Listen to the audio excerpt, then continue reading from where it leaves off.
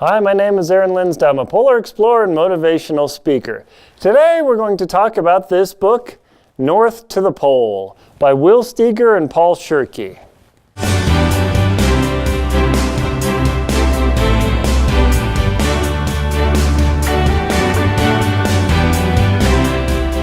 If you want to experience what it's like to take a dog sled team to the North Pole, then there's probably very few other better books than North to the Pole by Will Steger and Paul Schurke. And they have pretty toasty. They have a new afterword in this book. It's updated to 2015. They did this expedition in, it says 1986 on March 7th. And that was actually pretty incredible for back then because not as much technology was available. GPS technology wasn't active, at least commercially. I mean, you could get the military units, but these guys, man, they suffered. Here, let me show you a picture. Let's see. Yeah, there you go. See them using that ice floe as a kayak or canoe or boat to get across what are called leads. Seeing there's actually quite a bit to this book. So just starting off, they don't really spend a lot of time on the introduction. They go to about page 36, talking about a little bit of the backstory about people who came into the expedition and who was and who wasn't going to be on there. Very interestingly, the first woman to go on foot to the North Pole, Anne Bancroft, was featured in this book as well. So that was pretty interesting. It says, well-written and well-packed, informative, blah, blah, blah.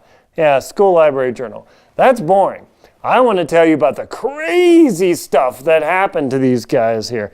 I mean, just starting out, the journal says that it was minus 70 degrees during this beginning of this expedition. Now let's think about that, folks.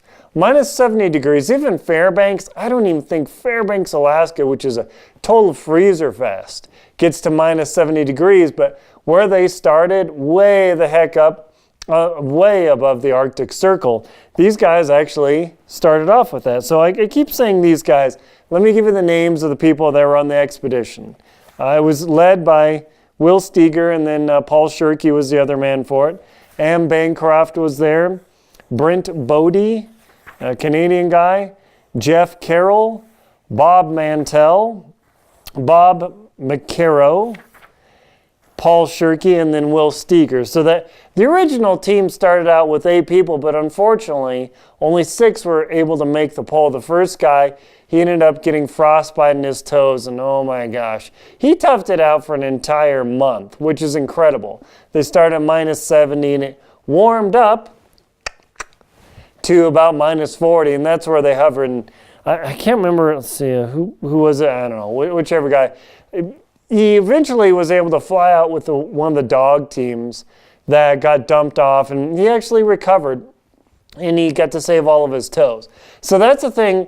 If ever you have this experience, you get frostbite in your fingers, your toes, your nose, whatever happens, unless you're getting gangrene, and you need to get to a doctor or a medical facility that knows how to handle frostbite, because I've heard of people who said, oh, I've got frostbite, and the doctor sees the black fingers and all that, and then they just go shook, and they cut those things right off. Don't do that. I'm not a medical professional, but I don't want you to lose your fingers, okay? So instead, they call it, freeze now, and they cut off whatever's left in 6 months, because amazingly, I've seen pictures of people who have had their fingers frozen to here, but after a couple months, the tissue actually can recover up to here. It's pretty incredible. I'm not a doctor, but the author that I'm writing a book with, Terry Williams, is a doctor, and he can tell you all about that. So should you ever have frostbite, don't immediately say, hey, I need to cut these suckers off, because you can actually save the tissue. And that's what they talk about in this book. The other guy, oh yeah, I'm getting too excited about this. The other guy, he fell down and the sleds rolled over on him and he busted up a bunch of ribs, and he toughed it out for a couple weeks. But the big worry is with the broken rib, that thing can start waggling around, and I don't know, what's in your rib cage? That's right, I don't know, your heart, your lungs. So he just couldn't handle it. I can't blame him. And broken ribs, I mean, getting crushed. When they started off, they had a couple 1,000 pounds in supplies. I mean, it was incredible. And I can't remember, it was like 40, 50 dogs. Mind-blowing. So their theory of their expedition was to start in the northernmost point of the Canadian Arctic and then head out from there. It's on the 75-degree latitude line. And ideally, you would come from the most northern point on Earth, which is near Greenland, but one of the problems is that the Arctic flow circles around the Arctic Ocean. And what that causes is you're going this way, but you end up going that way. No bueno. So instead, it's right around 75-degree latitude that everybody's figured out that's generally where you have to go from the starting point near Ward Hut Island and in the Canadian Arctic. People always also go from the Russian side at Cape, I think it's pronounced Archivesky. I'm not exactly sure. But in any case, so to get into the book, after page 36, I mean, they get into it really quick. And day one, I saw my dream coming true in the mist that rose from the dogs' bodies. We are going to the pole. Yeah, not quite. And then it all sounds romantic, and you're going along, and flip, flip, flip. Day two, relays. We've dreaded them, joked about them, criticized them.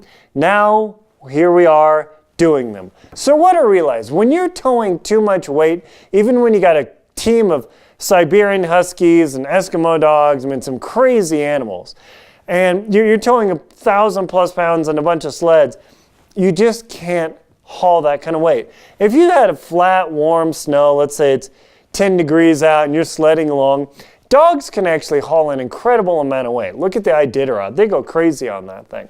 But when it's minus 60, minus 70, that snow turns to sand. So imagine dragging some sort of sled, Eskimo style, with 1,000 pounds through sled. Do you think it's going to happen? No. Too tough. So what they had to do is dump a bunch of things into a camp, and they started a place called Drep Camp. They hauled a little ways, unloaded a huge amount of supplies, hundreds and hundreds of pounds of gear, and then hauled out farther, dumped their stuff, came back, and then had to haul it again. Brutal! Almost half their expedition was spent going back and forth. So imagine, hey, we've got to go to the North Pole. It's, 500 some odd miles, and minus 40, minus 50, up to minus 70, and you got to do it twice. Brutal. So one of the things that their strategy was that Will Steger knew a couple things. He knew that even though going back and forth, it would take a lot of time, eventually the load would lighten and then they'd be able to take off. And after the two guys who had the frostbite and the rib injury bailed out and they took a bunch of dogs, very soon they were able to lighten their load. I mean, they literally cut the slats and the sections of their sleds off. So literally as this team was going along and their sleds lightened up and gear cleared out, they actually sawed off part of their sleds and lit the sawed off part of the sleds on fire to, let me put this down here, to warm their hands. Now that's another thing about the Arctic, because it is humid. You get wet there. I mean, it's like, what? How can it be humid when it's minus 60 and 70 degrees?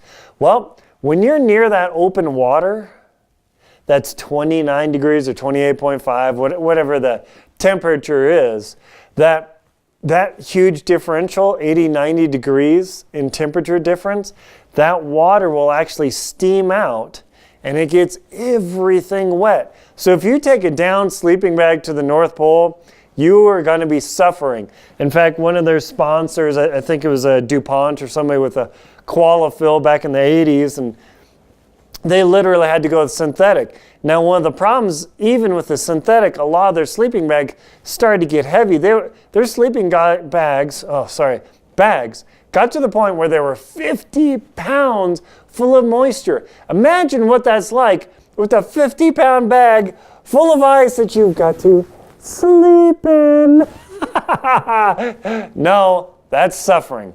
So eventually, the team near the end, they actually pitched a couple of their sleeping bags, zipped them together because they were designed to do that, and then they put 3 people into 2 sleeping bags, and they would do the the sandwich thing, and when one would roll over, they would have to sandwich over. So when you decide you want to go to the North Pole, do not plan to be comfortable. Some people can actually have the means where they can fly into the North Pole. They land with the Russians, they drink their champagne or whatever, and then they fly away. But Will Steger, they did a lot of fun. Some of the challenges they have with sled dogs, these are not your Irish setter, your golden retriever, your pug. These are tough dogs. They can be super mean. If one of them gets weak, they will attack each other. So these aren't just regular petting dogs. I saw these dogs in Greenland when I went to the Arctic. Some lady had a bucket of meat and she went out to the dogs and they're rah, rah, rah, rah, rah, yanking on the chains. You're like, whoa, and she pours the bucket out and literally stands back and the dog and meat's literally flying all over the place. I mean, I didn't have a video camera at the time. I wish I did. Because when people talk about, oh, the poor Iditarod dogs, these dogs' purpose literally is to pull sleds. They live for it. In fact, one poor dog in here, he ended up having to get switched to another team. He got demoted because the other lead dog was a little bit better. And that poor little guy actually lost his life. He decided to give up and die. So that's the thing about the dogs in here. You think, oh, it's cruel and terrible. But the weird thing is the dogs, the sled dogs in that world, the Siberians and the Eskimos and the Malamutes and such, they actually live to pull. That's their number one purpose in life. When they're not doing that, they're not happy. It's totally weird. I'm not a dog person, but Steger is. To train for this expedition and to go to after he did the North Pole and to go to the Antarctic, he actually had to take his sled from, Ely, Minnesota to Alaska. It was crazy. So they really get into a lot of the detail. Fun thing about this guy is they have some of the pictures of the old school people in there. Will Steger with his puppies. Hey, totally cute. Thing about these dogs too is you got to get them when you're young to train them. You get an older sled dog, and if you don't know them, I guess it doesn't work. So you can see the dogs here. Let's see. Yeah, they don't look friendly. They look like working dogs. You can see the poor guys. There's an entire ball of dogs pulling these sleds and going along. The writing in here is really good. Steger's straight to the point. He doesn't get too flowery or romantic about the experience because it's so brutal. He doesn't even really go into much of the misery factor because when you've got 8 and then 6 people going on an expedition, you don't really have to talk too much about the real intricate details. It gives you just enough details to give you an idea what it was like. But let me find another picture here. Yeah, look at that ice that they had to haul over. I mean, that's just crazy. And that's, where's the sled there? That's a wood sled. Old school. We all use now fiberglass and carbon fiber, but man, it was crazy. Let me see if I can find another picture here. Yeah, there you go. Imagine if you fall in that water. And that happened to Anne Bancroft. She fell in that water, fortunately only up to her armpits, but she got out of the water and she started running around. If you fall in that water, you got to run around and run around because what happens? You freeze to death immediately. It's minus 40, 50 degrees and you're covered in salt water. So your clothing as you're going around literally stiffens. So you got to strip naked and put some new clothes on.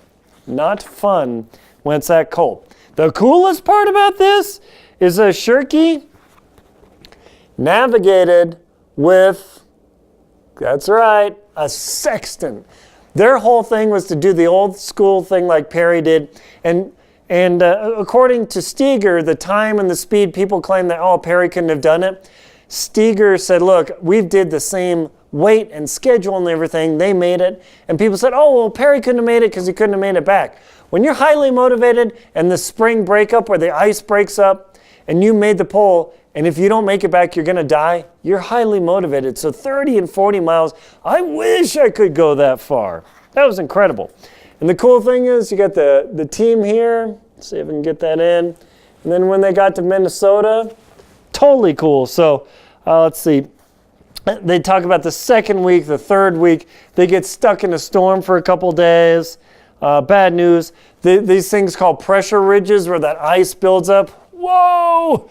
Not like 5 feet or 10 feet like the Sastrugia in Antarctica. This thing can get up to 40 and 50 feet. Imagine having a cabal of sleds getting over a bunch of piles of ice, going through 40 and 50 feet piles of ice, all while it's shifting on the Arctic Ocean. Crazy. Oh, check this out. It looks like the Karate Kid maneuver. So if it's 6 feet or less, people just jumped over it. Whew, scary. Day 25, let's see, how long did it take? I didn't quite have in there in my mind. Glee, dogs, epilogue, yeah. Sorry, day 55, message their friends that they made it. So it took 81 days or so to get to the South Pole. They did in 55 to the North Pole. Boy, it's awesome to hold a world record for surviving the longest expedition. But anyway, if you want to feel what it's like to go to the North Pole, to take a dog team, to have huge problems environmentally with the freezing, and you got to have your parka on all the time, and it's cold and blowing, and you're handling dogs and they're fighting. I mean, this book is excellent, North to the Pole. So let me get back here so you can see it. By Will Steger, published, who published this thing? Minnesota Historical Society Press. I don't know, whatever the cost is, $18, you could probably get it used. If you were an adventurer or an armchair quarterback, boy, I like my book, but the suffering they went through is spectacular. So thank you very much for watching. My name is Aaron Linsdau. I'm a polar explorer, motivational speaker. You definitely want to read North to the Pole.